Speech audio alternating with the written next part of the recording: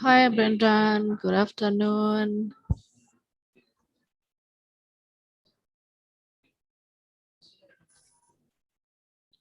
Hi, Rita. Hi, how do you do? I'm good, thank you. Nice to meet you online. So, how are things going there? It's going amazing so far. Good, good. Okay. So, I am ready to begin whenever you are.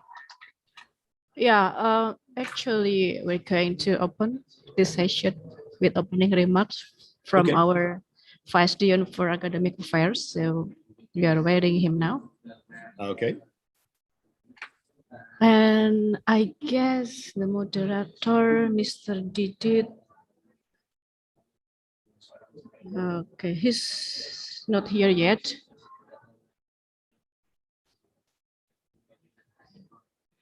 Kindly wait for a while. But by the way, thank you very much for your time. It's a pleasure for us to have you here in this lecture. Always my pleasure. I look forward to more collaboration. Yeah, thank you. So here we go. Mr. Didit Haryadi as the moderator is already here. Okay. I will mute myself.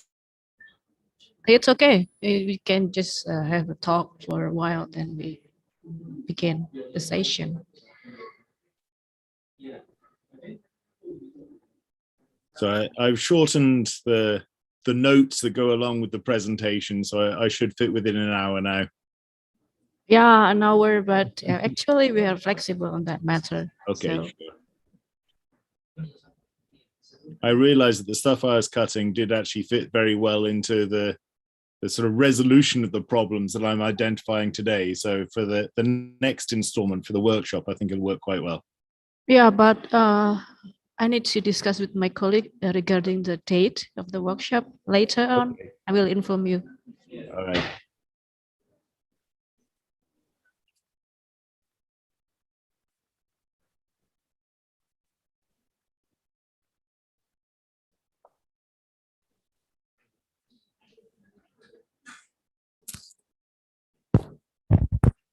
Mas Vidya is coming over too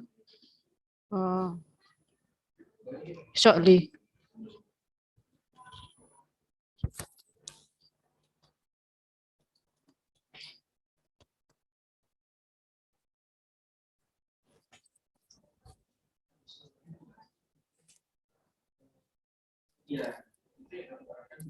So 36 participants, are they all your students? Yeah, mostly they are all my students, third year students. So they are taking course of, what is it supposed to be? I forgot the name. Conflict and resolution. Hello, Brendan. How are you? I'm very good, thanks, Vidya. How are you doing? Good, thank you. Nice to see you again, virtually. Good to see you too.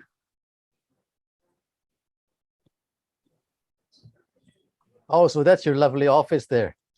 This is my home office. Your home. Oh, it's at home. Okay, okay. Yeah. Nice. Yeah, I didn't have to go into the office today, so I thought I'd do this at home. Save myself an hour commute each way. Right. My friends from Iowa University told me that the COVID cases in Korea is increasing significantly, right? Conflict, what? Social conflict within South Korea, or conflict on the Korean Peninsula between North and South Korea, or conflict? COVID-19. Conflict. I'm in conflict mode. Yes, we have quite high numbers of COVID, but the government is still going ahead with relaxing all the regulations, including regulations on getting tested before flying to Korea. So, yeah, I think we're resigned to the fact we're going to live with COVID. I think it's something like 97% of Korean citizens and residents now have antibodies, either because they've already had COVID or because they've been fully vaccinated. So although we have a lot of COVID cases, most of them are not very serious. Yeah, that's great. So I hope it's getting better afterwards. Shall we start now? The Vice Dean is already here. Aku mau nyapa Okay. Mas Didi dulu. Halo Mas Didi, apa kabar? Okay. Iya, Mas Fit, gimana sehat Mas Fit? Saya- Jumpa lagi Selamat nih. ya, saya baru tahu selamat ya jadi dosen di Wijaya. Waduh iya, makasih Mas Fit ya. Ya, oke, silakan. Saya kabur nih, escape dari Jakarta. Ya. Okay. Great. Okay. Good afternoon, ladies and gentlemen. It gives me immense pleasure to welcome you all to our Trainment Lecture Series that is about to discuss problems of negotiating peace in conflict-affected society in Southeast Asia, which is we are going to discuss about the case study of Lao PDR, Muslim Mindanao, and East Timor. I am Idayu Puspitasari, your host for today. I also would like to greet our Vice Dean for Academic Affairs, Dr. Paul M. Faisal Aminuddin, our distinguished speaker, Dean and Professor at the Graduate School of International Studies, Iowa Women's University, Professor Brendan, and our moderator, Mr. Didit Haryadi. Ladies and gentlemen, nothing can be more reassuring and heartwarming than affectionate words of welcome. So to formally welcome us, I will invite our Vice Dean for Academic Affairs, Mr. Aminuddin, as he gives his opening remarks. I'm yours, Pak Faisal. Okay, thank you very much, Mbak Vida, and all the participants of this program. And especially good afternoon to Professor Brendan Howe. I should spelling Howe or Ho, Professor Brendan. How? The E is silent. Howe. Just Howe. how? Like, how are you? How are you? How are you? Okay, good afternoon, Professor Howe.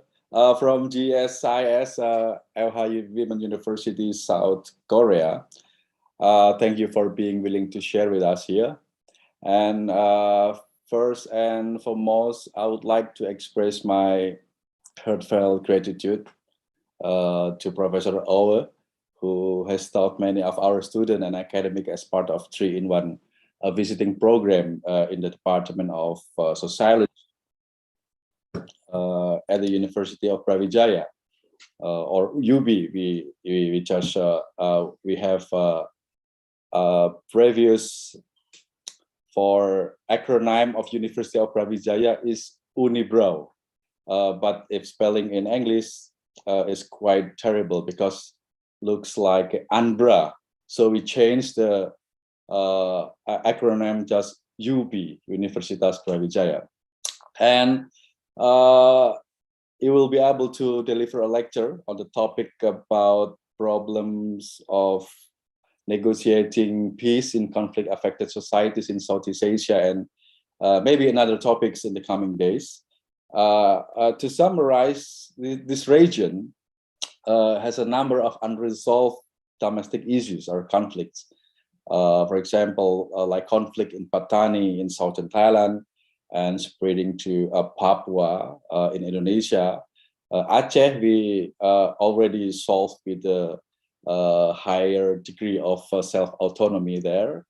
And some also appeared in the southern Philippines, exploding like the Marawi incident, or between Malaysia and Sulu Sultanate, resulting in bloodshed, or Lahad Datu standoff several years ago. And also not to mention the involvement of authorities, military junta as in Myanmar. And discussion on this various issue explaining their origins and proposing solution for peace are undoubtedly critical. Either the outcome is a recommendation for a settlement model that will be offered to related parties, to government, to international organization, or it is the creation of a peace broker, for example, which can be done by anyone using various methods and mechanisms. For example, like in Aceh, who I think former Vice President Yusuf Kala playing an important role there, and Marty Ahtisaari also from I think from Finland, and we can share the methods of mechanism, and maybe resulting some good recommendation for this discussion. And my thanks also to Department of Sociology for accumulating this outstanding lecture. The 3-in-1 program is a university-funded annual program. The goal is to provide students with the opportunity to experience in different academic environment. It is hoped that their horizon will be broadened as well, and that they will develop a strong desires to learn more and advance in their careers. And I hope that this activity is fruitful and that it benefit students who join this class, also for lecturers and researchers who will participate in the program. And we also do hope to continue collaborating with you and your university in the future, because cooperation and collaboration are essential for progress. And we will always be willing to participate in various student exchange activities, joint research, publication training, and so on. Anyway, and on behalf of the Dean of the Faculty of Social and Political Science, Universitas Brawijaya, I officially launched a series of 3-in-1 programs at the Department of Sociology. Thank you very much.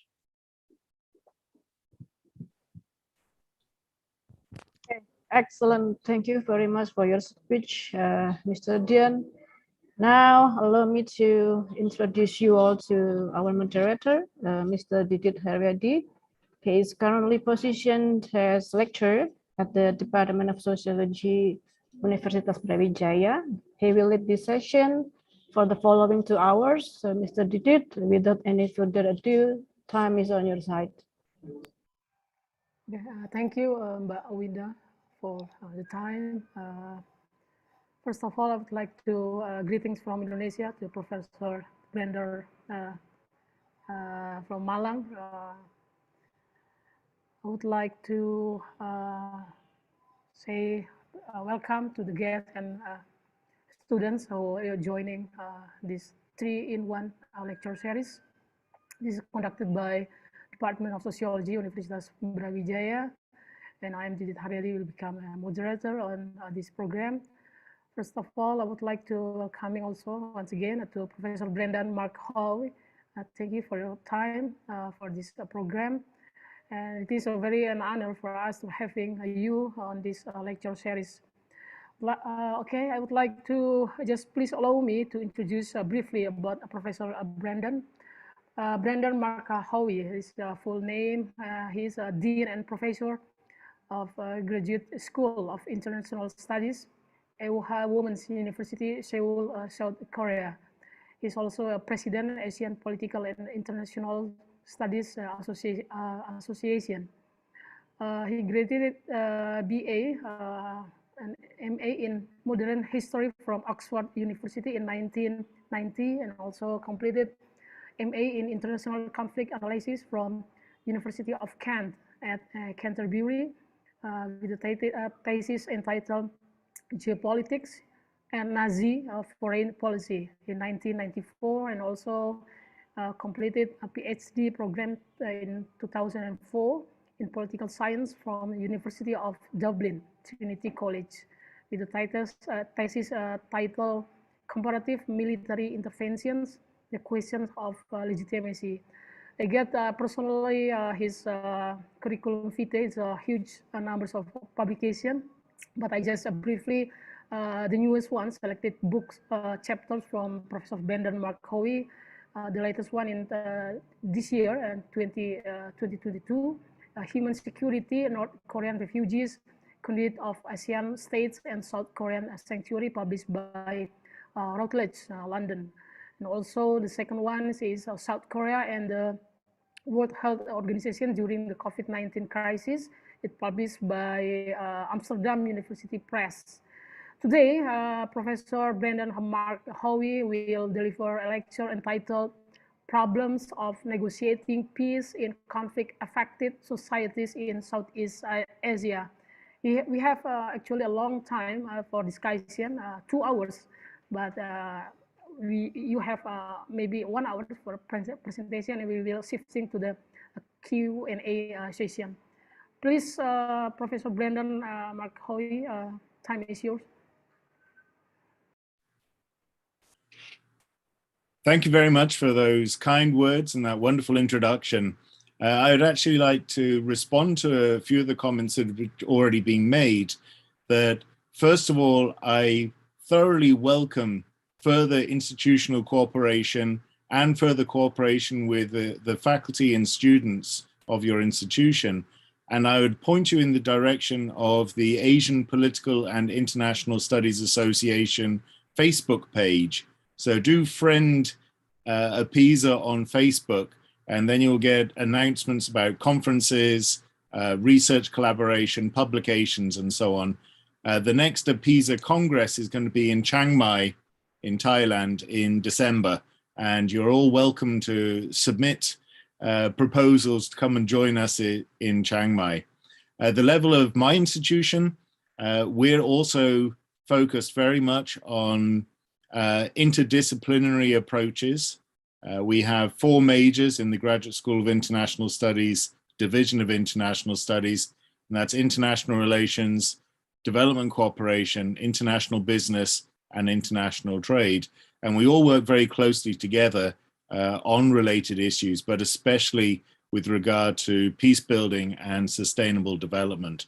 So if there are any students who are looking to further their studies in Korea, they're welcome to apply for the top-ranked Graduate School of International Studies in Korea. Application process is kicking off, I think, in about 2 weeks' time. So middle of October, you can start applying for programs at IWA. So today I've been asked to talk about a number of case studies of conflict-affected societies in Southeast Asia. I could have chosen even more case studies than the ones I'm currently presenting on, because Southeast Asia is, of course, a region that is deeply affected by conflict and conflictual legacies, whether colonial, Cold War, territorial, ideological, religious, or related to resources. So, shall I share my screen now? Do you want me to share my PowerPoint? Yeah. Okay, there we go. Let me. Bisa di mute nggak tuh? Yang belum di mute, semua di mute itu. Ya. Teman-teman mohon di mute. Oke. Okay, we're in good shape now? Good. Yeah, it's good. Okay, I will continue then. So, as I was mentioning, Southeast Asia is a region deeply affected by conflict. All the countries in the region have been affected to a greater or lesser extent, but in a very complex conflictual model. Throughout the region, a premium is placed on economic development with rapid success, combined with high levels of industrialization, urbanization, modernization. And this success in terms of development has encouraged a view of society that all the problems can be solved through economic development. This is being termed econophoria by some of the critics. And the problem is that despite dramatic progress in economic development and governance, major challenges to human security endure. And in some cases, these have been exacerbated by national security and development policy making. Among the most serious challenges in the region, of course, contemporary challenges are conflict, poverty, environmental degradation, natural or nature-induced disasters, etc.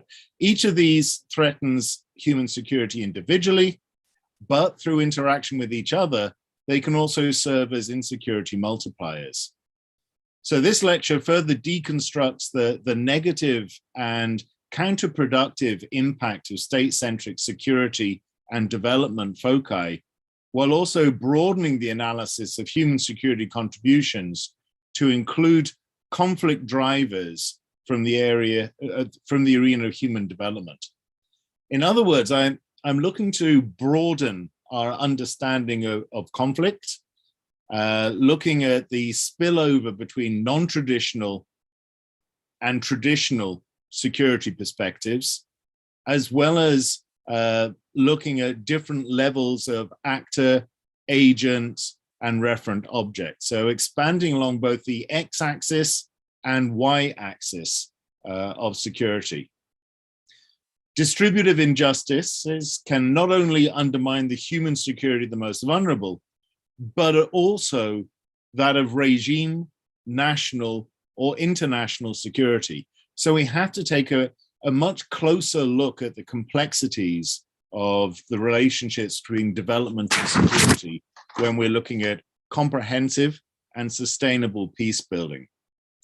Now, I'm going to skip through a few slides because I don't want to talk for more than an hour. And if I did everything that I have in here, I think I'll be going on for at least 2 hours. So let me move on to Southeast Asian exceptionalism. Southeast Asian communities are very sensitive to neo-imperialism masquerading as Grotianism or solidarity or universalism. And the Southeast Asian exceptionalist claim is that culturally, the liberal peace, the Western universalistic peace-building process, ignores the specific cultural traditions and historical circumstances of Asian societies. Politically, it accuses the West of using concepts for advancing Western economic or security interests. Economically, the emphasis is still on the priority of developing Southeast Asian societies must be the eradication of poverty. So in many ways, Southeast Asia poses a communitarian epistemological challenge to Western liberal universalism. And this is reflected in regional governance models and declarations, as we've seen most famously in, of course, ASEAN.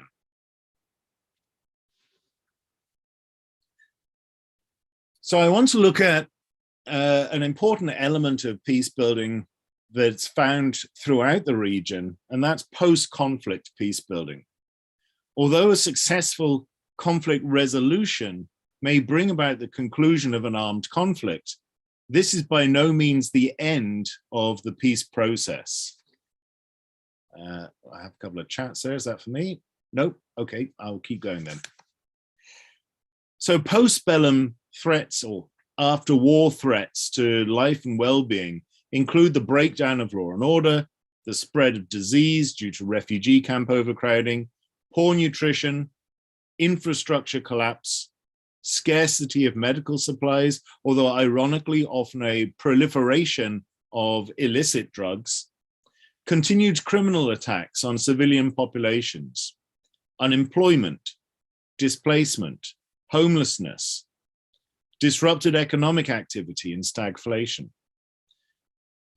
In particular, however, one of the most apparent impacts of post-conflict societies are the explosive remnants of war, which are widely encountered in the aftermath of both international and internal conflicts. And these can wreak havoc for decades after hostilities have ceased. In fact, in South Korea, we still have people being killed and injured by explosive remnants of war, and indeed the explosive remnants of target practice after the ceasefire was signed. Even in Western Europe, we still have unexploded munitions being uncovered in London and Berlin. So the explosive remnants of war hinder the safe return of internally displaced persons and refugees to their communities. They damage infrastructure essential for economic development. They increase rebuilding costs. They prevent the use of assets vital to sustainable livelihoods, such as water sources, irrigation channels, etc. And they're fatal impediments to land use. They prevent land being used for agriculture, grazing, housing, resettlement, or commerce. In addition, ERW deter public and private investment and economic development through increased uncertainty, costs, and delays. They harm otherwise productive members of society, maiming and killing children who are trying to salvage them for scrap metal. Post-conflict reconstruction is regarded, therefore, as a critical part of peace building in contemporary international peace supporting activities. Hence, the cases that I'm going to consider today also focus on post-conflict reconstruction as necessary conditions for enduring and comprehensive peace. Peace is far more than just the absence of war. Post-conflict reconstruction and peace building are frequently used interchangeably, but here they're used primarily, but not exclusively, to denote short or mid-term peace building programs implemented in post-war societies, which focus on reconstructing political, economic, and social institutions. So the first case we're going to look at is Muslim Mindanao. Here, of course, it's usually the case that it's considered a zero-sum conflict because you have two groups fighting over a limited amount of land. But it's important to ask why it matters that different communities share the same land and why they cannot share the same political processes. The answer lies in the fact that one group perceives itself, not without cause, as structurally disadvantaged by the operation of the current socio-political and economic relationships in Mindanao and in the country as a whole. Muslims rally to secessionist banners because they feel that they are treated worse than the Christian communities.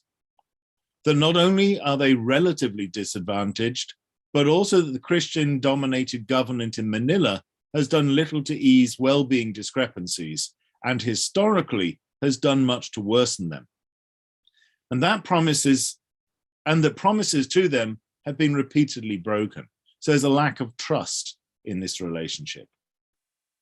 This is not to suggest that economic considerations in Mindanao have been completely ignored by successive administrations in Manila, but rather that such considerations have not been prioritized in the hope of transforming the conflict. And the national government has tended to assign top-down funding to local leaders rather than focusing on alleviating the suffering of the least well-off. Beginning in the 20th century, Muslims made up about 3/4 of the population of Mindanao.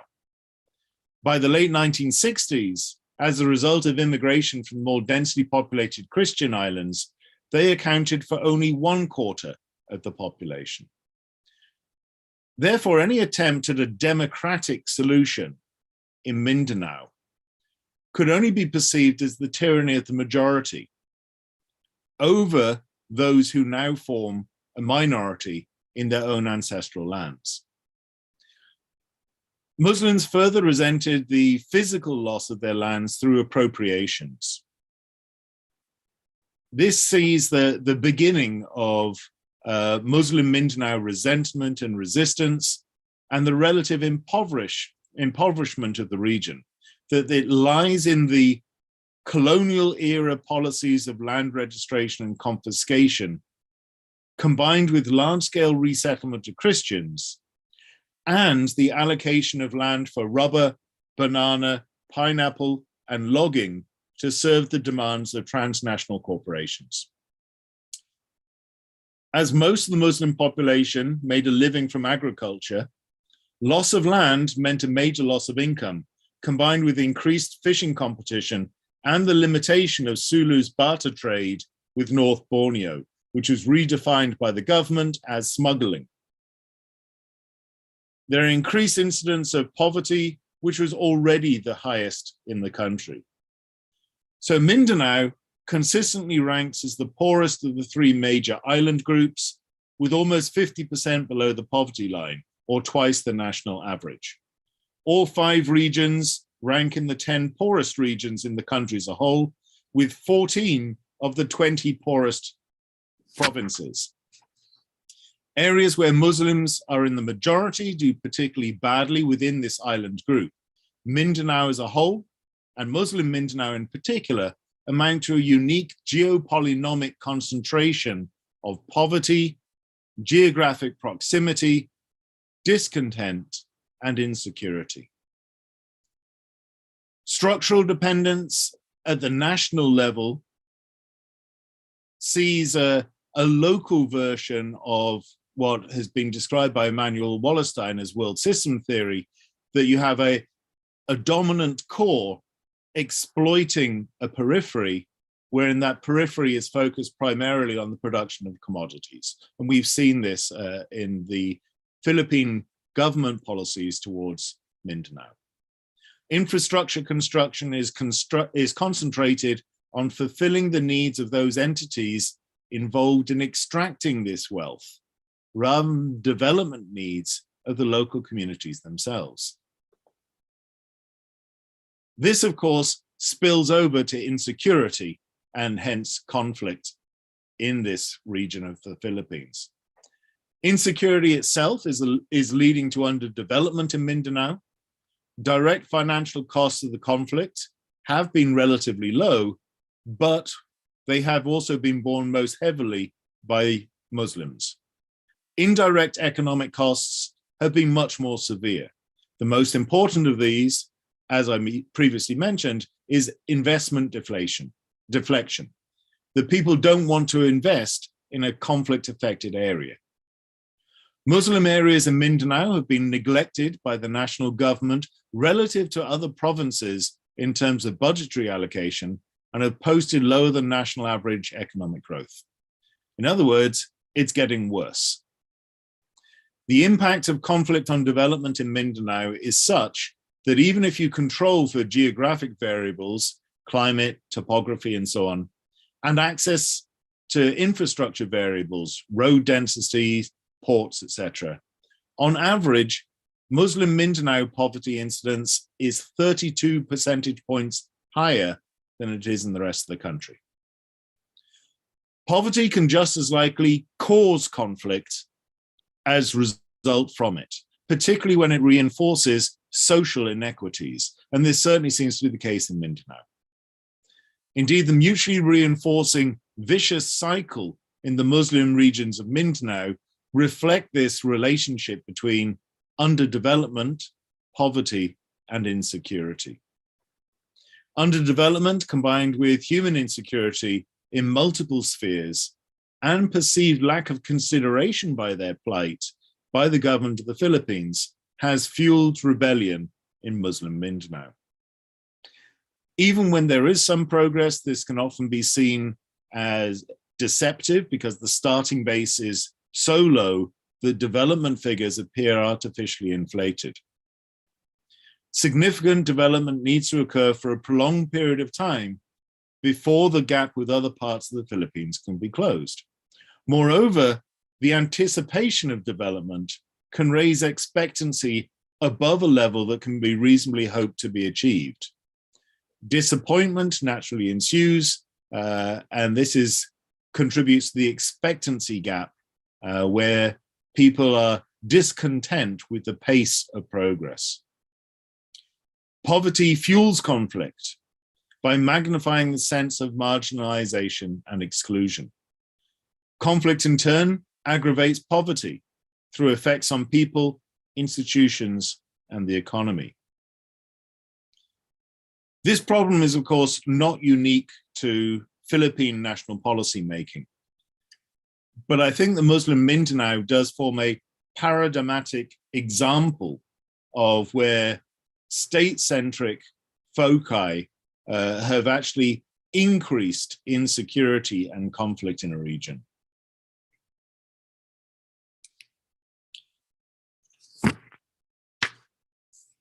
So let's look at some of these policy failures. Policy failures in Mindanao can be placed in two broad categories: too great a focus on aggregate, macro, or top-down approaches, or attempts to deal with the problems of underdevelopment and insecurity in isolation from each other. Political proposals and or security operations operating in isolation, or as preconditions for the implementation of measures to alleviate poverty have failed to diffuse the situation because they fail to address the root causes of discontent and hence the conflict itself. Indeed, there's evidence that they merely serve to increase hardship, discontent, and to radicalize the most disaffected elements. Top-down economic initiatives have also done little to reduce resentment of Manila's role in the region, as what little they have achieved appears to have benefited those already well off. International and national investors and corporations, Christian settlers, Muslim elites. Again, this is unlikely to satisfy the vulnerable strata of society and indeed may further antagonize them as both wealth and expectancy gaps grow. So what is needed? Well, I think what's needed is a holistic and comprehensive action plan which addresses the needs of the most vulnerable, while also giving them ownership in the process by building projects from the bottom up, rather than imposing them from Manila or even imposing them at the regional level. Slowly but surely, the two sides do seem to be drawing together, withdrawing from state-centric bargaining positions to focus instead on mutual interests. Despite ongoing tensions and occasional clashes, a comprehensive peace treaty was finally brokered in 2012. In 2018, we had the Bangsamoro Organic Law, 2019, the Bangsamoro Transitional Authority. And it's interesting to note that these later documents all focus on identity, development, and community clauses before the traditional bugbears of security, political rights, and zero-sum considerations of the extent of territory. Nevertheless, there are still some holdouts and splinter factions that are unsatisfied with the degree of distributive justice in Muslim Mindanao. We'll turn now to the second case, East Timor, or Timor-Leste, which became the first new sovereign state of the 21st century on the 20th of May, 2002. But it was reliant upon ongoing UN and other international security support for another decade. Progress has been made in the state building project, but Timor-Leste continues to suffer from the legacies of conflict and colonialism, which challenged the nation building project. Much has in fact been done to reduce the threat to life and limb from violence in East Timor. Yet in terms of broader definitions of human security, not only does Timor-Leste have a long way to go, but international and domestic administrations may again have stored up security threats for the future. While a tremendous UN and international presence has increased human security on the political side of the equation, it's achieved little in terms of economic or food security, and has even undermined these elements through inflationary pressures and local market distortion. The focus in Timor-Leste has been on a narrow definition of peace building. And whilst it has stopped the fighting, it has also left efforts at providing freedom from want, particularly for the poorest sections of society, lagging drastically behind the provisions of safe havens free from fear. So we're going to break this down now into freedom from fear and freedom from want. The birth of the new nation was a traumatic one. The first task was to put an end to the killings, and this was substantially achieved. At the outset, 75% of the population of 800,000 had been displaced, 70% of all houses being destroyed, and many people have been killed. But order was fairly swiftly restored by several battalions of Australian and New Zealand troops, later reinforced by UN peacekeepers.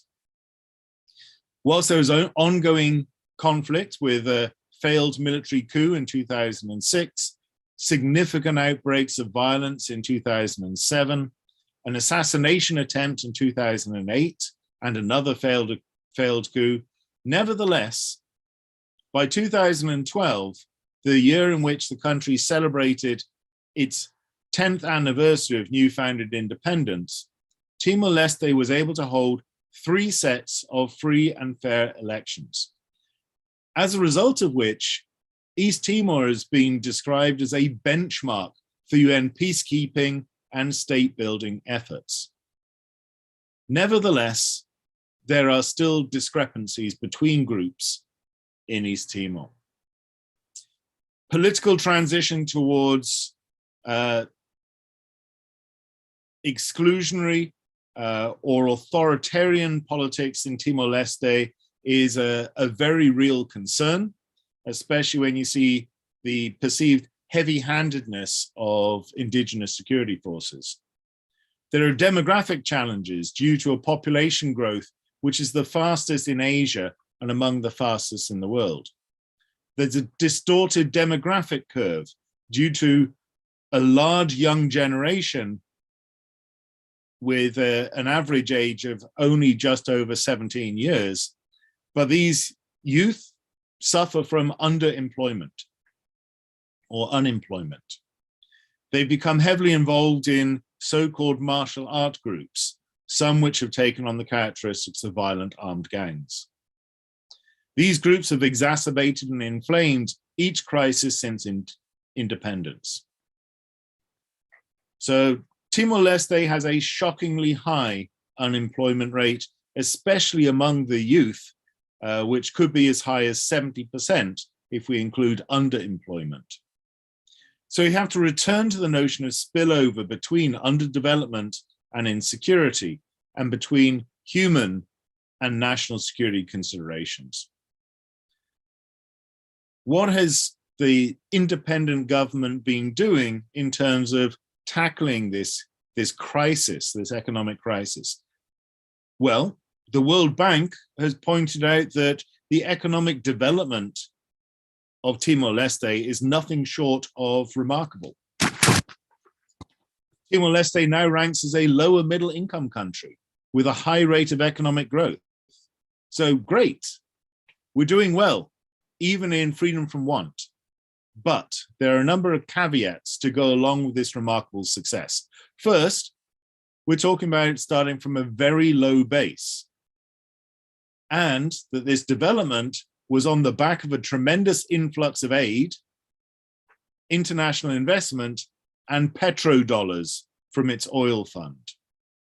Second, as shown by the very high unemployment and underemployment rates, this wealth has not been evenly distributed. Third, as a result of the first 2 caveats, there remain a great number of challenges to the human security of the most vulnerable, and therefore sources of potential future instability. The Petroleum Fund accounts for approximately 90% of government spending. So Timor-Leste is one of the most energy-dependent economies in the world. Most East Timorese are not recipients in their country's increasing economic wealth. The government is potentially spending unsustainably. Investments only reach a small minority of the population, and there's a high degree of inflation. So there's a possibility that Timor-Leste can be seen as being resource cursed. It's ranked 127 out of 180 countries in terms of corruption. And while it allocates 30% of its budget to stabilization, to political security, it only allocates 3.9% to the agricultural sector, where over 80% of the population is employed. Roughly the same proportion is devoted to the health sector, while the education sector only received 6.5%. As a result, Timor-Leste still has one of the lowest per capita GDPs in the region. Its Human Development Index is also very low because of this lack of education spending and distribution.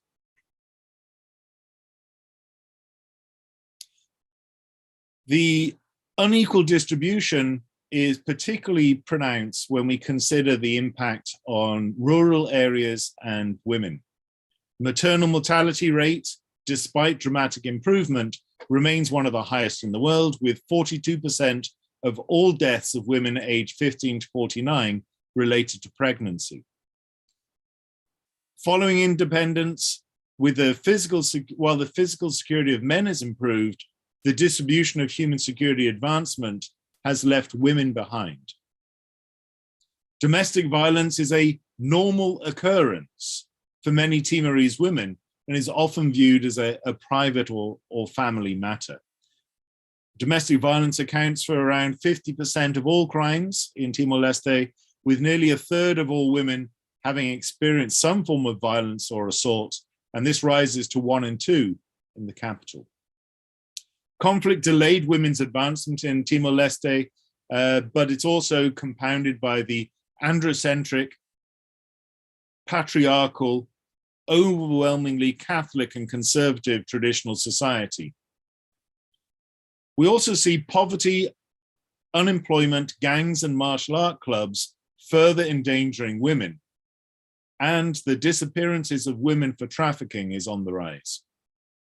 In terms of food insecurity, chronic malnutrition remains a problem in Timor-Leste. Despite the overwhelming majority of Timorese living and working in rural communities, the harvests are not sufficient in terms of quantity or quality to sustain the population, and the country is still a net importer of foodstuffs. A lot of the problems are to do with the types of crops grown. Maize, the most important source of food, grown in shallow soils on steep slopes using shifting cultivation practices, which involve burning existing vegetation and planting seeds in the ashes.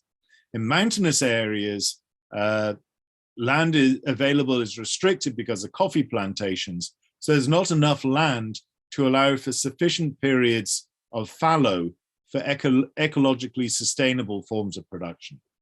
So again, we have another vicious cycle here. Declining yields, soil erosion, nutrient depletion leads in recent years to declining maize yields, have seriously imperiled the food security of several regions. Rice production, the second most important food crop, yields far less per hectare than comparable fields in the rest of Southeast Asia. Coffee, the major cash crop, is also vulnerable to water shortages and climate change. Many of the causes of problems surrounding poor crop selection and food insecurity can, of course, be laid at the feet of colonial and neo-colonial administrations. Historically, East Timor cultivated cassava, orange, pawpaw, mango, jackfruit, banana, and coconut. Unfortunately, these crops do not generate much in the way of income, thus cultivation shifted under the Portuguese to coffee and under the Indonesian administration to rice. This also led to a shift in the local diet. Increased demand in for rice, in part due to the influx of international agencies, exacerbated insecurity, food insecurity, especially amongst the poorest families. So while there's been some very real progress made in Timor by both national and international governance agencies, legacies demonstrate that the job is at best only half done. And it's time to refocus efforts on the broader aspects of human security and distribution of benefits to the most vulnerable sections of society. This was recognized by the government in its Strategic Development Plan 2011 to 2030, which aims at working towards Timor-Leste becoming a nation with a well-educated and skilled population, quality universal healthcare, good infrastructure, a strong private sector operating in a diversified economy, and a prosperous society with adequate income, food, and shelter for all our people. But it's got a long way to go. In summary, the main goal categories in the short, medium, and long term identified as social capital include education and training, health, social inclusion, environment, culture, and heritage. Yet insufficient attention has been paid to the impact on the most vulnerable. And this brings us to third case study, where we really do see some of the most vulnerable in Southeast Asia. Laos PDR is one of the poorest countries in the world, with a life expectancy of just over 56 years. It's the most bombed and explosive remnants of war contaminated country in history. It's ranked 133 out of 182 countries on the Human Development Index, and there's a close correlation between explosive remnants of war and underdevelopment, but also between development and human insecurity. So in this lecture, I'm going to talk about not only why there's a need for development assistance in Laos, but also we need to explore some of the obstacles to development and the potential negative impact of development. So we'll start with the challenges to development. As is common to both post-conflict countries and least developed countries, the government has always been economically weak and dependent on outsider support. Since 1990, financial aid from bilateral donors and multilateral funding organizations has amounted to more than 250 million US dollars per year. So Laos PDR is one of the highest recipients of development aid per capita in Southeast Asia. They rely upon it for public infrastructure, food security, communicable diseases, assistance to remote communities, and sustainable use of the environment. Even in the capital, where the road network may be considered adequate for a least developed country, there are concerns that government and international non-governmental organizations are promoting unsustainable use of individual transport as status symbols, and there's still no sewage system in Vientiane. Limited alternatives, particularly in remote rural areas, have led Laos PDR to become one of the largest opium producers in the world, and the majority of drug production is consumed locally. In recent years, Laos has passed from a net exporter to become a net importer of drugs, as amphetamines replace opium among modern addicts. Villagers are often reliant upon selling poppy harvest in order to pay for items such as hand tractors. Thus, a declining market and eradication programs can actually contribute to insecurity among the rural poor. Morbidity from malaria still affects 48 out of every 1,000 people, despite reduction through the increased use of bed nets. 76% of the population living in malaria risk areas still use no preventative or treatment measures, and those living in remote areas along streams and with no proper sanitation remain particularly vulnerable. Also, as part of the development plan for Laos PDR, people are moved from the highlands to the lowlands, and in doing so, they may be unaware of the increased risk of diseases borne by mosquitoes that do not survive at high altitudes. Although under 5 mortality and infant mortality rates have decreased significantly, the rates are still amongst the worst in the world. Many women and children continue to die due to lack of basic medication, malnourishment, infections, and with few births attended by skilled personnel. So these are the problems with development. But also, perhaps the most devastating impact is the explosive remnants of war and the obstacles they pose to aid effectiveness. As I already mentioned, Laos is both the most bombed and the most ERW contaminated country in history. And this poses not only the most immediate threat, but also the most pervasive. Explosive remnants of war hinder the safe return of IDPs, internally displaced persons, and refugees. They increase rebuilding costs. They harm otherwise productive members of society, maiming or killing children, trying to harvest them for scrap metal. Livestock are at risk, and even access to water and fuel is impaired by such contamination. In addition to restricting land access, ERW has resulted in the overuse of non-contaminated land and reduced agricultural yields from environmental degradation. The costs of medical treatment or funeral ceremonies can also send a poor family further into poverty and destitution. One of the most common methods used by rural villagers to pay for medical treatment is the selling of livestock.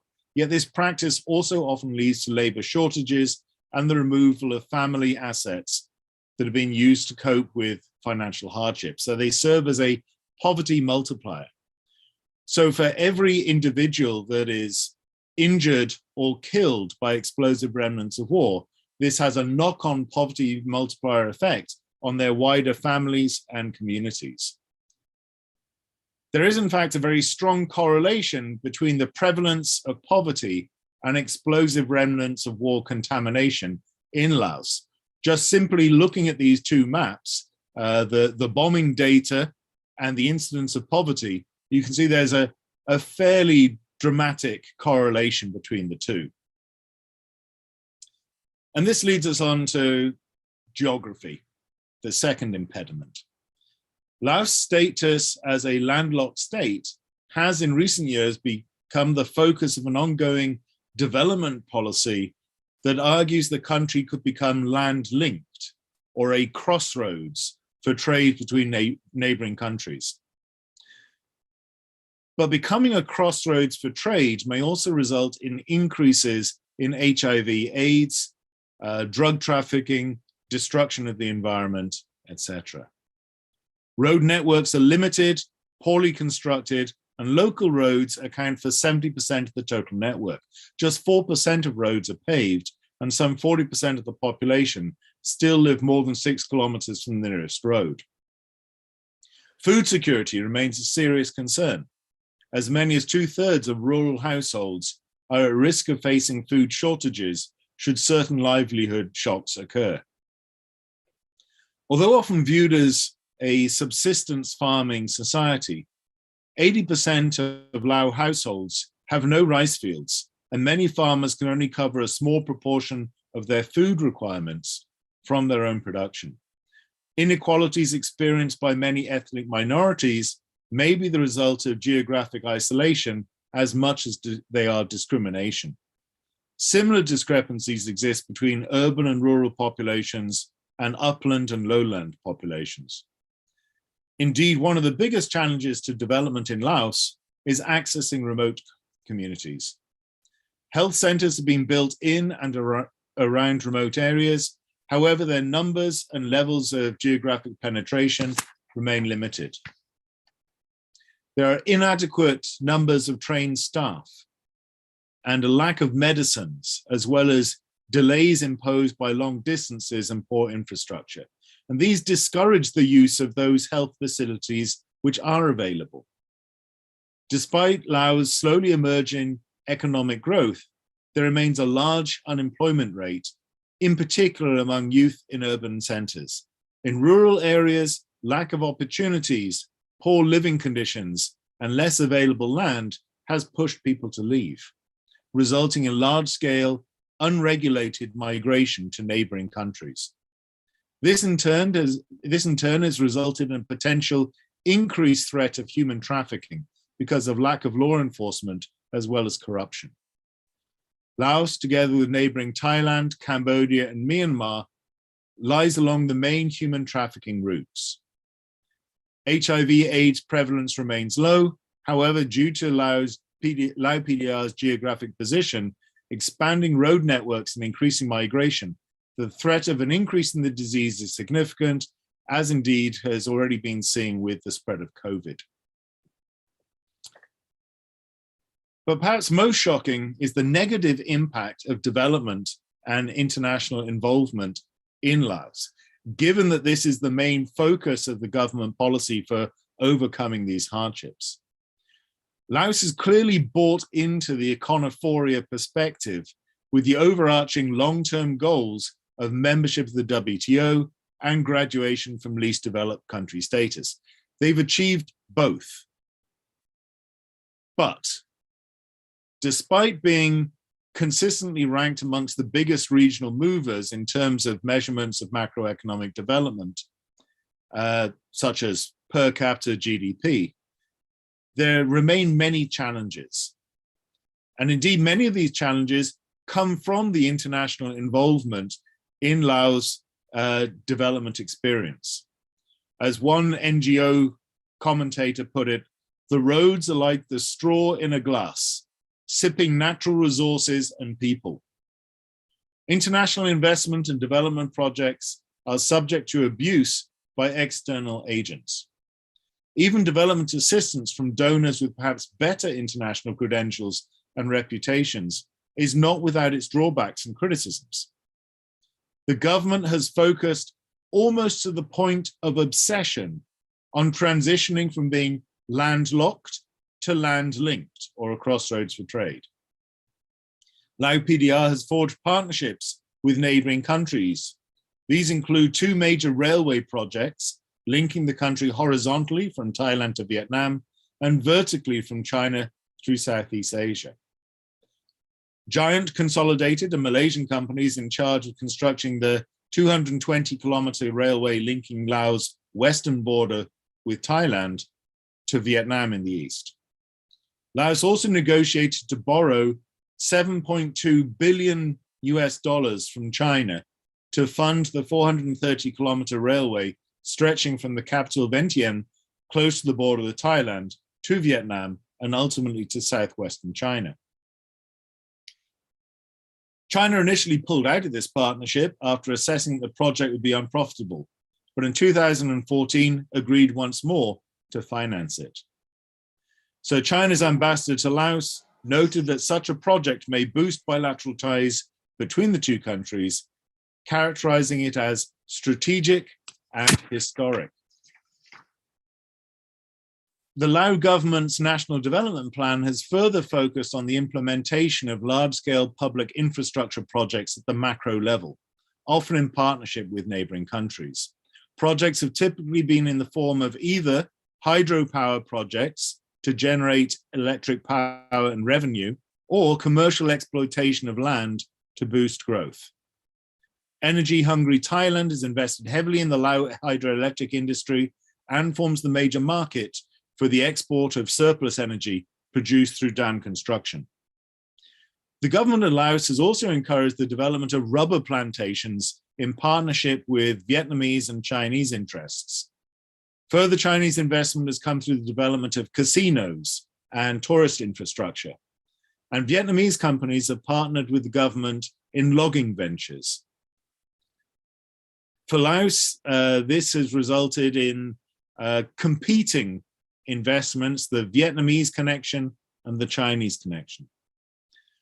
While contributing substantially to rural livelihoods, the scrap metal trade is also the most common way in which people voluntarily expose themselves to explosive remnants of war, and it's likely to be the primary reason why casualty rates are increasing. Since the end of the Vietnam War, initially, casualties from explosive remnants of war followed a fairly understandable downward trajectory as more and more explosive remnants of war was removed. But then as the region started to develop and there's an increased demand for steel rebar for concrete buildings, which is dependent on high quality scrap metal, there's a tremendous incentive for the rural population of Laos to expose themselves to scrap metal, to explosive remnants of war contaminated scrap metal, especially as the safer scrap metal was harvested first. And as that fell away, there are more and more instances of farmers climbing on top of bombs with a hammer and chisel to try to liberate the scrap metal. So we actually see something of an inverted parabolic curve when it comes to deaths and injuries from explosive remnants of war in Lao PDR. Likewise, the increasing movement of Lao workers to Thailand, the creation of large infrastructure projects, the increased volume of tourists and new roads have also triggered rises in communicable diseases, rises in road traffic accidents, rises in drug addiction. All of these testament, therefore, to the dangers of development. Resettlement is another escalating development and human security issue involving some of the most vulnerable populations in the country. Currently, the government response to improving the development of remote communities is to relocate them to more accessible areas. But when relocating them, whether it be purportedly for their own human security or so you can build more hydroelectric dams, it increases their vulnerability because they miss a planting cycle. Often they're not adequately compensated. They're exposed to mosquito-borne diseases and indeed to human trafficking.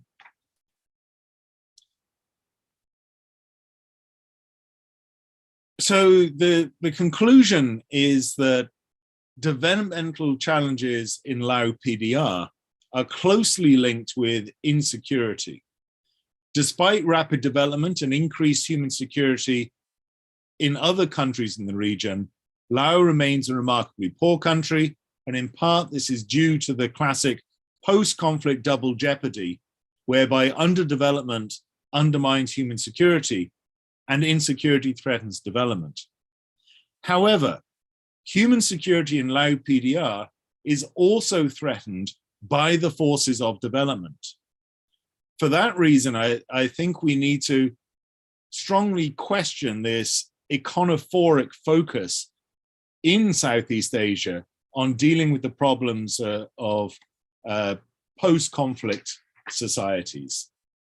And I think I will leave it at that because I think that is just about my hour up. So thank you very much, and I welcome any questions and comments from the audience. Okay, thank you very much, Professor Brandon, with the excellent presentation and with huge numbers of data displaying the evidence. We got the lessons from 3 countries. The first one is Muslim Mindanao, MM in Manila in Philippines. Second one is in Timor-Leste, and the third one is in Lao PDR with the complex issues and also the complex problems in development, like challenges in insecurity, funding gaps, ownerships, politics, and conflicts in very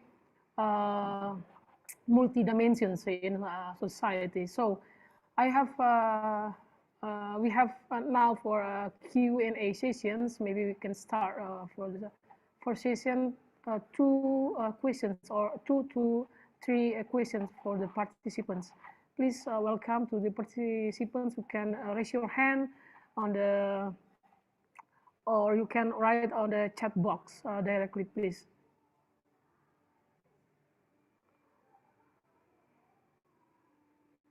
Silakan teman-teman students, you can also ask in bahasa in Indonesia if you don't mind, Professor Brandon, and I would like to translate it in English later.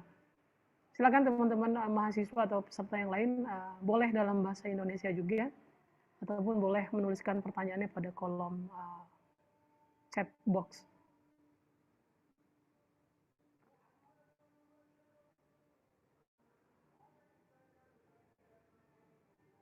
Wait a minute.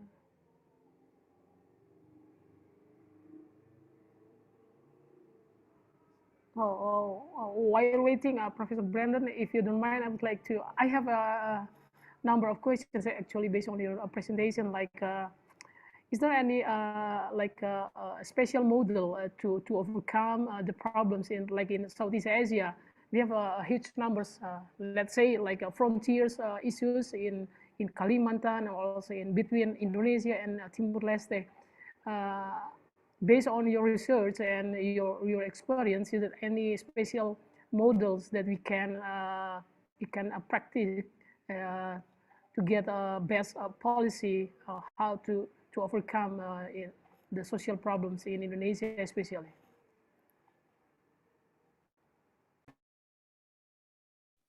Okay, yes.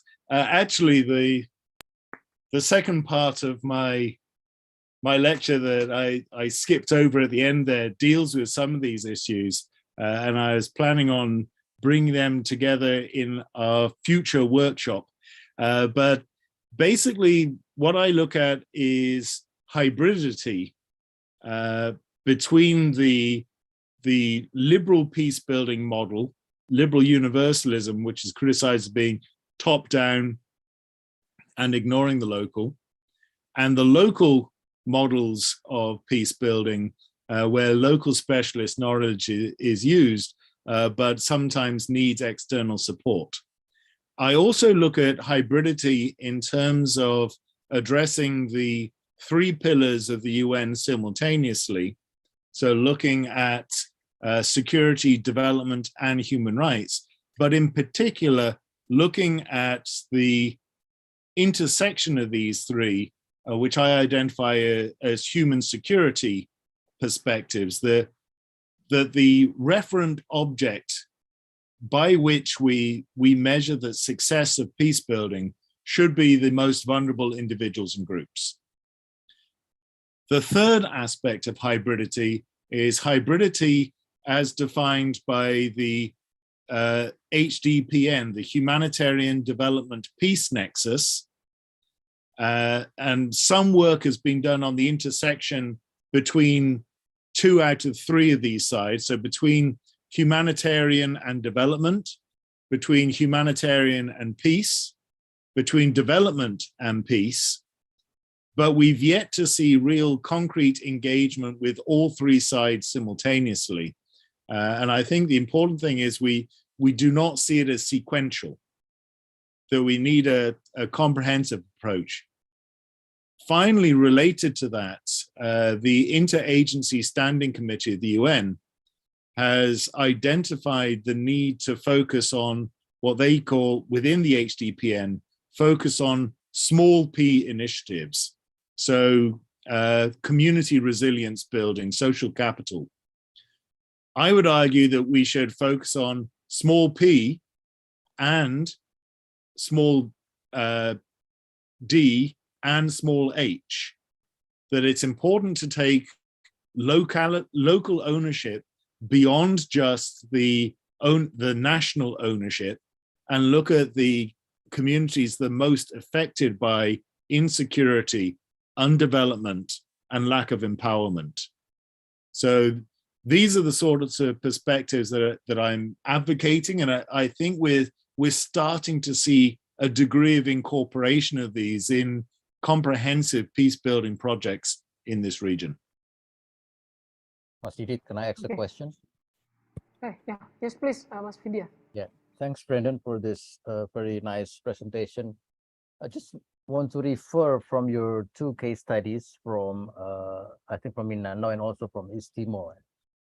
I could also see where the nexus comes in, right, between development and security, and it's partly due to underdevelopment which spark conflict. But I think in such case, mapping social actors is really much important in such peace building initiative, because I can see that because of the complexity of peace building itself, then there seems to be some neglection in focusing on bad and weak government, as you can say, because like in Papua, for example, I mean, whenever things get bad, people always start to blame Jakarta for its problem, but the fact is that local government itself is contributing to.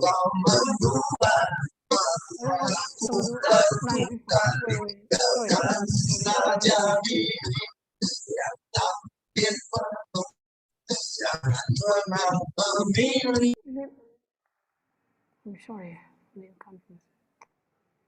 So where was I? So I think local government itself is it's creating to the complexity of peace building issues.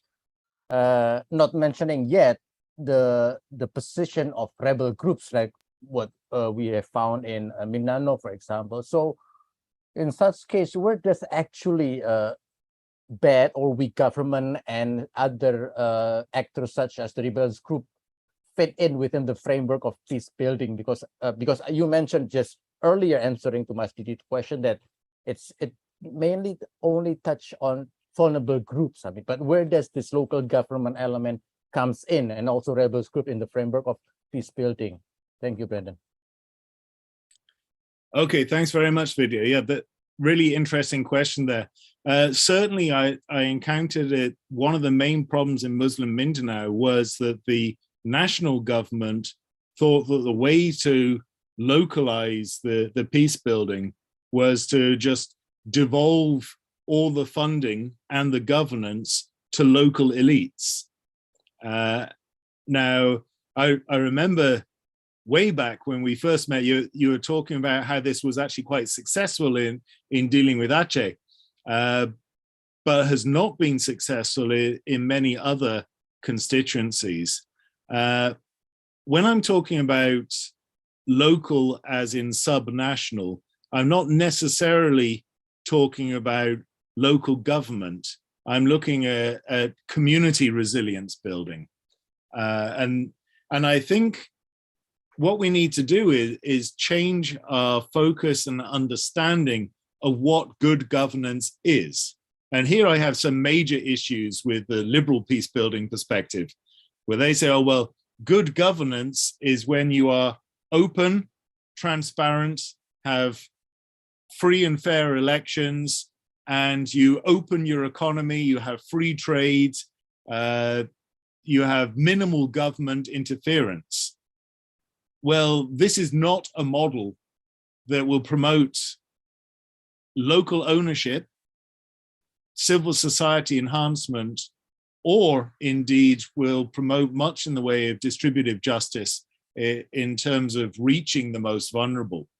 So I think that our focus for measurements of what is good governance must move away from the liberal universalist message and instead say, well, our measurement of good governance is the extent to which these governance measures benefit the most vulnerable.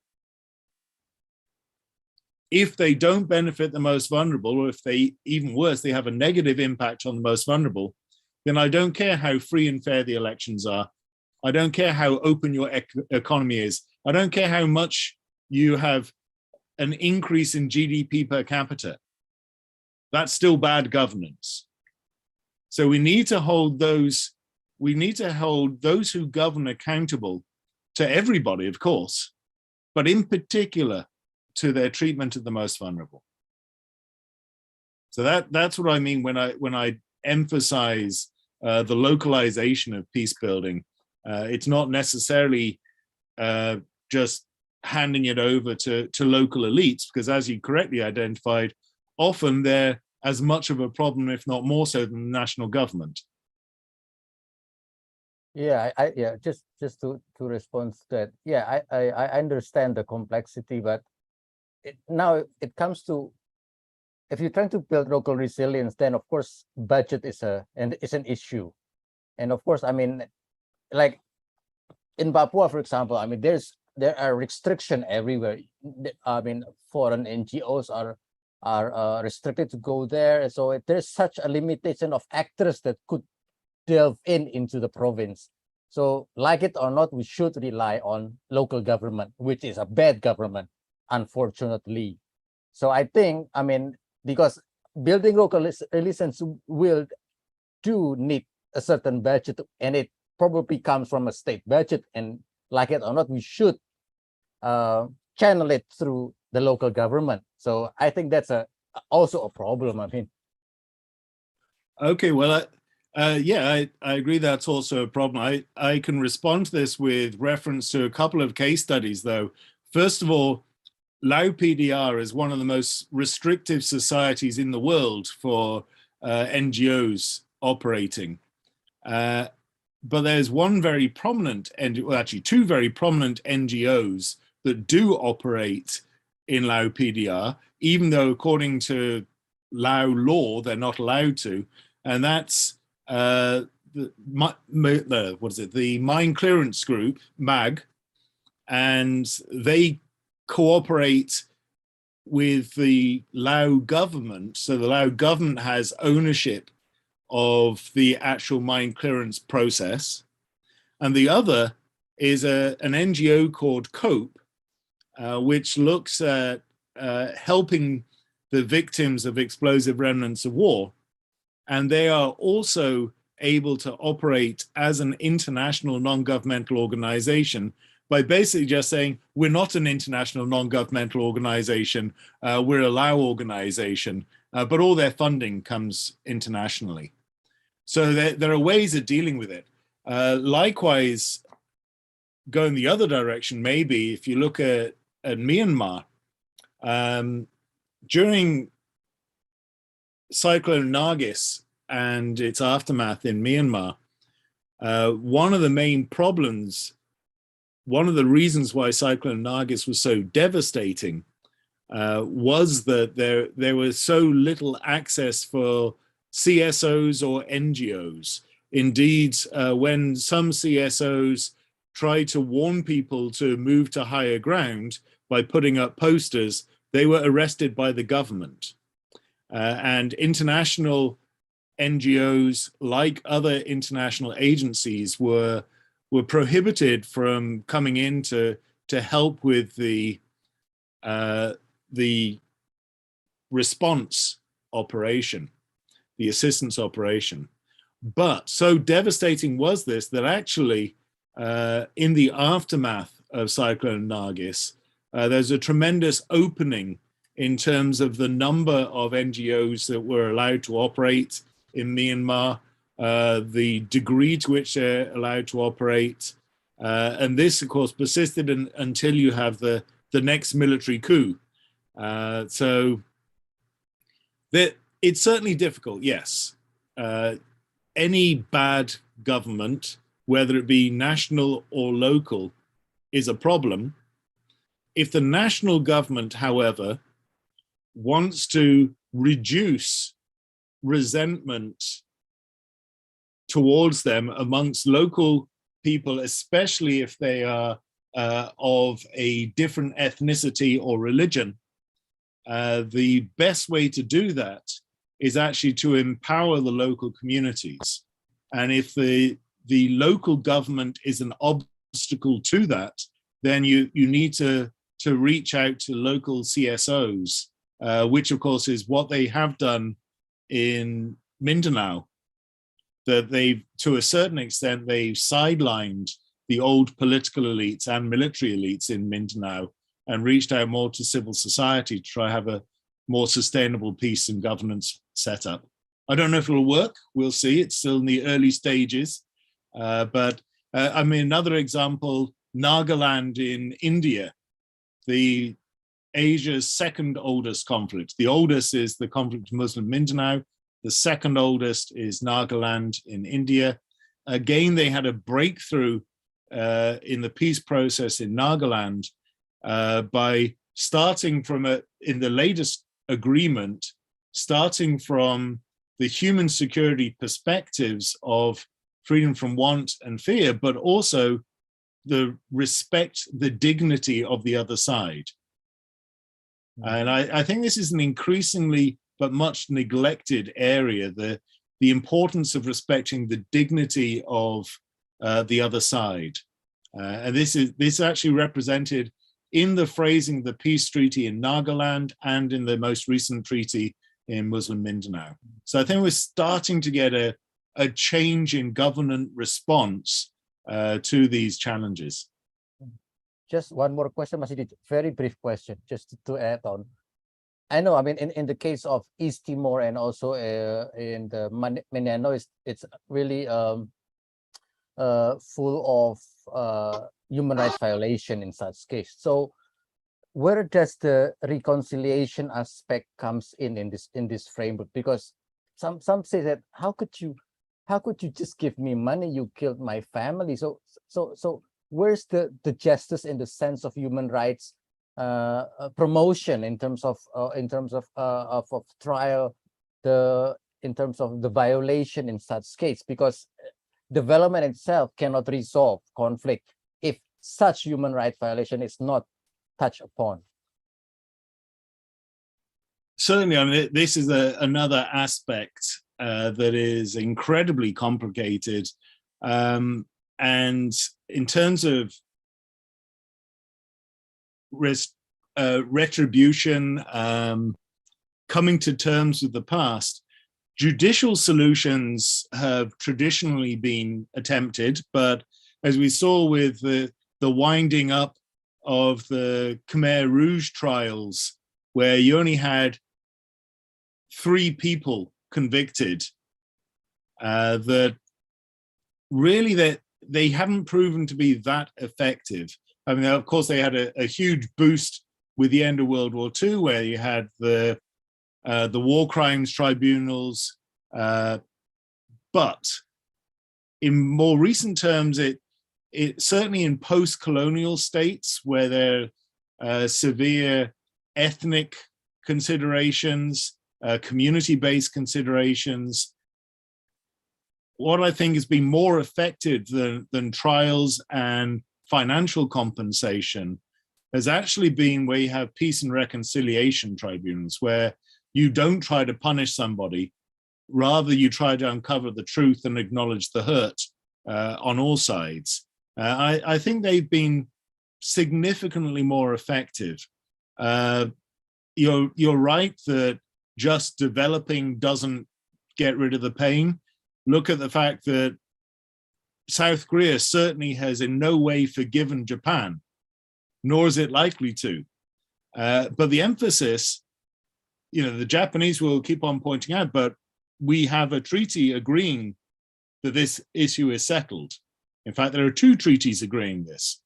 One, however, was signed by a Japanese sympathizing dictator, and the next one was signed by his daughter. So these are the big problems with the treaties. And again, the treaties were seen as just being carried out at the elite level and not really addressing the interest rights of the most vulnerable. That even if there's financial compensation included in the package, more importantly, the apology wasn't considered to be sincere because Japanese politicians were still visiting a shrine that honored war criminals, among others. So I think you're right that the coming to terms with the human rights violations of the past are an incredibly important point when it comes to overcoming barriers to reconciliation. And it's certainly not all about money. And I think this is another reason why the econophoria of this region is problematic, that we can't solve all the problems just by looking at development and economic well-being. Thank you, Brendan. Okay, thank you, Mas Vidya and Professor Brendan. We have new insights and also a new concept about HDPN, Human Development Peace Nexus. This is a new model how to overcome conflict based on Professor Brendan's research in Muslim Mindanao, Timor-Leste, and Laos PDR. So just move to the next questions to the students and also the other guests. Yes, please. Silakan teman-teman in bahasa, it's okay. So you can just write on the chat box. Okay, Professor Brendan, I got a message from my students. The personal message. The question is, what's the main or specific reasons you chose cases in Muslim Mindanao, Timor-Leste, and Laos PDR in your research? She said that why you don't choose Indonesia, such as Papua issues, as Mas Vidya mentioned it before. Okay, yeah, very good question. And there's always the problem that where do you draw the line when you're looking at case selection? What do you include, what do you exclude? Now, initially, my work on these countries was also done with work on North Korea and on Myanmar. At the time, those 5 case studies were assessed as being the most human security challenged. And this relates to my book on the protection and promotion of human security in East Asia, both Northeast Asia and Southeast Asia. So that was my original plan. So that's why I started with these cases. Didn't deal with North Korea in this presentation because the focus is Southeast Asia. Didn't deal with Myanmar. I also didn't deal with Cambodia, but I've since actually co-authored a book on Cambodia and East Timor. I've also done work, as I mentioned, in Nagaland in India. I haven't done work on Papua or Aceh. However, I am in discussions with colleagues to do some work on Papua and Aceh. So, of course, a lot of it is also to do with government access for academics, that I don't know if I will be allowed to go to Papua. We will see. Although it's not necessarily a fatal impediment, when I conducted my research in Myanmar, it was under the former military dictatorship, and I actually had to carry out illegal research, including meeting surreptitiously with Aung San Suu Kyi to interview her for her perspectives. But fortunately, I got away with that one. I wasn't arrested. I obviously will be more law-abiding should I come to Indonesia, and will get the permission from the authorities to do so if possible. I've been told it'll be difficult, but even if difficult, I mean, in Nagaland in India, that's a restricted security zone in India that you're not supposed to visit.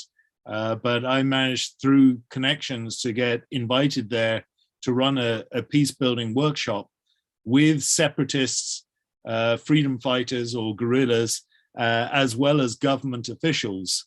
I was invited by members of the government and by a CSO in Nagaland. So I'm looking to build a constituency to go to West Papua that'll allow me to conduct this research. But up to this point, I haven't been able to. So that's the simple answer. Why I haven't done anything on West Papua, haven't been able to. We'll try. Okay, Professor Brennan, we are waiting for your results if you get a go to West Papua. So we have next question from the students in Bahasa. Professor Brennan, I would like to try to translate it. In your case studies in Muslim Mindanao, in Timor-Leste, and also in Laos PDR, is there any collaborating with NGO, international NGO, to overcome this problem or this conflict? This is the first one. The second one is that possible collaborating between a local NGO and also international NGO with local governments to get like aid or funding from the international fundings to solve again? This is actually still in line regarding Mas Fidia's questions about funding. How we can give the funding to the state that they are like grabbing human rights at the time. Yes, please, Professor Brennan. Okay, well, first of all, certainly there's a lot of NGO and INGO collaboration, and indeed with academics and with external donors, especially the Japanese have been very active in peace building promotion in both Muslim Mindanao and indeed in Timor-Leste and in Myanmar. In fact, the Japanese continued to give development assistance even when everyone else was putting more sanctions on Myanmar. I think it's actually one of the reasons why we should look at local perspectives in terms of regional perspectives, as well as the Western-dominated global perspectives, is that the two coming together can actually be very beneficial. On the one hand, you have Western powers saying, you know, we're going to have an aid invasion if you don't do something about this. And on the other hand, you have Asian partners saying, well, of course, we completely reject the idea of an aid invasion, but if you would like a more acceptable development partner or peace building partner, do feel free to invite us in. And certainly this worked with Myanmar. What you saw in Myanmar after Cyclone Nargis, all the Western actors were talking about aid invasions, and Myanmar didn't want anyone to go in. But eventually they were persuaded to accept Asian actors, especially ASEAN actors, but also China and Japan, to go in and help rebuild the country after the devastation of Cyclone Nargis. The Japanese paid for the early warning system that they now have in operation in Naypyidaw. So in Muslim Mindanao, absolutely, there's a huge amount of NGO activism, but also, again, Asian actors going in and serving as mediators, not just the Japanese, but also various times the Malaysians went in there to serve as third-party mediators. And a lot of the time, it's just a question of them supplying good offices that they can help the conflictual parties coming together. And this is also something that academics can do. John Burton, famous Australian conflict scholar, but also diplomat, advocated a peace building workshop or conflict resolution workshop where some academics would get together and invite all the participants to a conflict to a workshop to thrash out their differences, to explain to each other what their positions and concerns were. And this would be kept, this wouldn't be public. This would be a very secretive endeavor, in theory, just to help the academics with their research, but in practice, obviously, focusing on peace building. And that's also what I tried to do in both Myanmar and in Nagaland in India, is run those sorts of workshops. So there's a lot that can be done. In terms of funding, I think what you see in Japan and indeed in South Korea now, you have these new iterations of what they mean by principled foreign policy. And this also leads on to their own funding requirements under the OECD Development Assistance Committee, where they're subject to peer review. They have to spend a certain amount on development assistance. Well, how do they spend it? Where will they get the most bang for their diplomatic buck? I would argue it's in the non-traditional security area and in this region, Northeast and Southeast Asia. So I think we have something of a happy coincidence between the needs of local communities and the interests and aspirations of regional actors. We may call them middle powers, but also Japan obviously doesn't like being called a middle power, but I think it's certainly a second tier power. They can't, for instance, operate strategically on a global level like the United States or China, but they can certainly have a very impressive regional impact. So yeah, I think that already quite a lot is being done in terms of these different levels of collaboration, but there's also a degree of optimism that more can be done because it's in the interests of the donors to do more.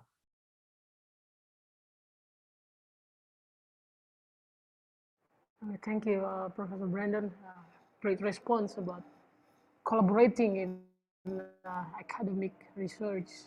That's a point, and also we have information from Japanese donors, but sorry, this is Azan's calling. Do you mind to wait like 2 to 3 minutes, Professor Brandon, because it's very close to the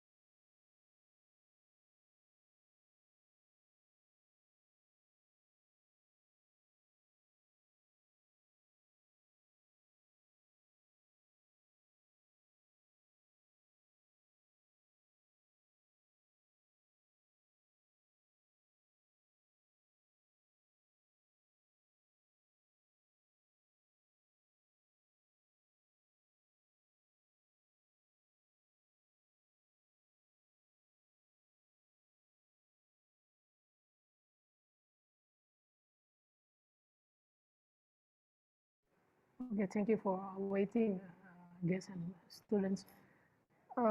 Silakan teman-teman, barangkali ada yang ingin menyampaikan, boleh sekali dalam bahasa Indonesia. Atau mungkin Mas Vidya jika ingin melanjutkan discussion sebelumnya, dipersilakan juga. Biar yang lain aja Mas Didit. Oke, silakan teman-teman mahasiswa. In bahasa, it's okay. Mbak Wida.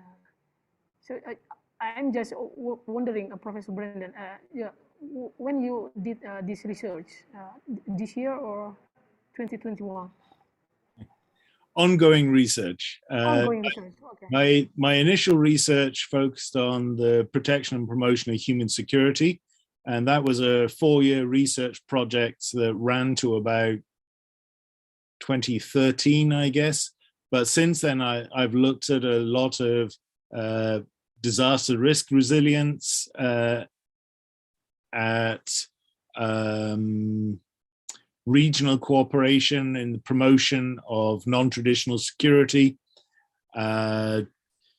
democratic governance and non-democratic governance issues, human-centered governance.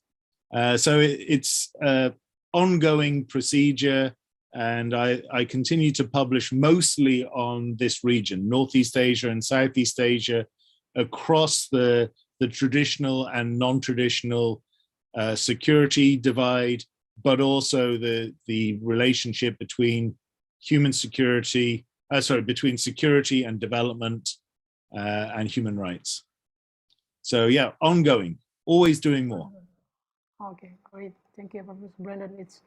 Your presentation actually reminds me last month that I conducted a lecture by Tanya Muraili about the frontiers studies based on her new book, Plantation Life in Borneo, in the plantation life.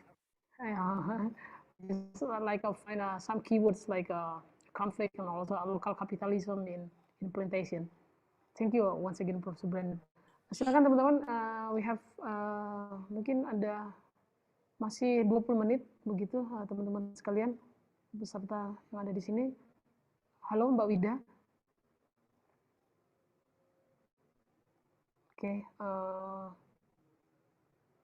kalau tidak ada teman-teman sekalian, if there are no more questions, I just give a special chance for Professor Brandon, just like a closing remarks from your presentation and your findings on your ongoing research. Please, Professor Brandon. Well, thank you very much, and thank you for all the penetrating, tough questions.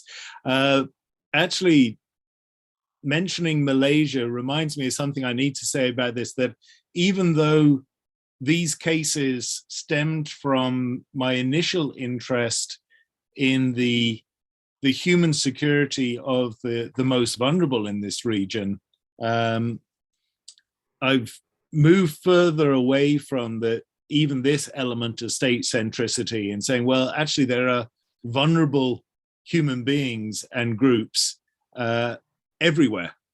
And so what we need to look at instead is governance prescription, as I mentioned previously, that focuses on the protection and promotion of the most vulnerable, regardless of whether they're minorities or majorities. So some of my research has also looked at human insecurity in Malaysia. I lived in Malaysia for 2 years, but also human insecurity in South Korea. I have a book chapter on the shortcomings of South Korean democracy, and these are essentially human security related shortcomings, so societal shortcomings. So this is an ongoing area of interest of mine, and it's just because I happen to be based in this region. It's not because I think that this region is any worse in terms of governance than any other region. One is that I'm based in this region, but secondly is because there is a distinct epistemological tradition of exceptionalism in this region, that it is seen both endogenously and exogenously as being epistemologically different from the West. And I think it is. I'm not going to rehash the Asian values debate because I think that's horribly flawed and used to justify authoritarian regimes. But I think there's clearly a different understanding of how to implement the protection and promotion of human security, the relationship or lack of relationship between the responsibility to protect and human security, and concerning interventionism, humanitarian or otherwise.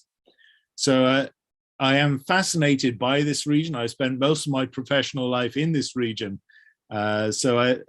Another element of hybridity, I guess, is my own personal experience that even though I'm a Western scholar, all of my focus these days is on Asian scholarship. And this also extends to the journal that I edit, the Asian International Studies Review, which I encourage everyone to submit to as well, and my involvement in APISA, the Asian Political and International Studies Association. So thank you all once again for tuning in. I hope to see you all in person sometime soon, and also to collaborate in the future on peace building in Indonesia, including but not limited to West Papua. Okay, thank you once again. Excellent. Was it? It's already closed? Not yet, but yeah. Well, not yet. Closing. Sorry, Okay, just leave. not I left for a while. It's gone. Actually, I don't raise a question, Brendan, but I have an insight that I'd like to share. So, since independence, Timor-Leste, has been described as a rare success story of international state and peace building intervention.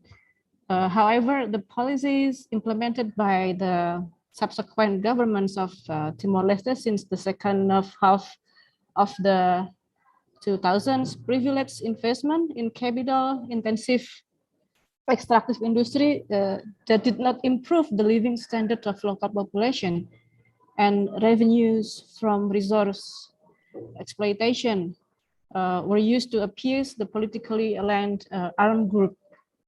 So I will argue that exploitation of natural resources, notably oil and gas in the Timor Gap, actually provided significant incomes for the state, which allowed it to support development project and appeasing initiative that prevented conflict recurrence.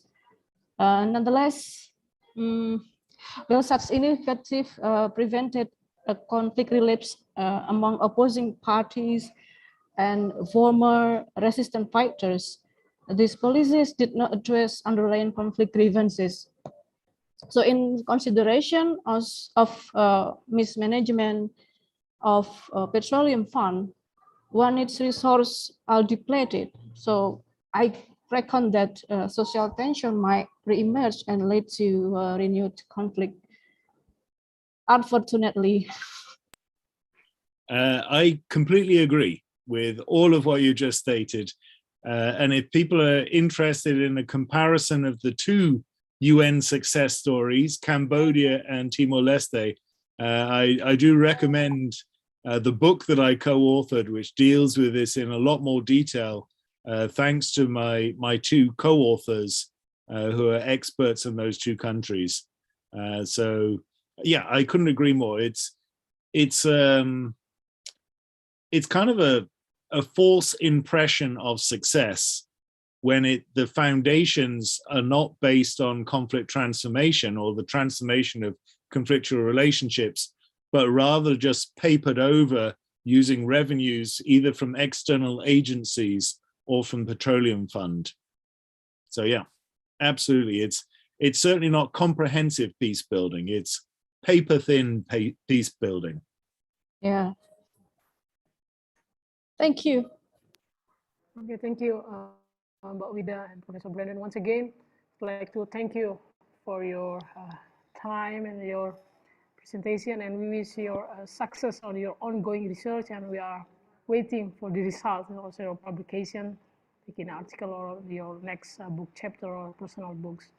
Terima kasih teman-teman sekalian. also Mas Vidya. Terima kasih for coming. And I am as moderator just close this one.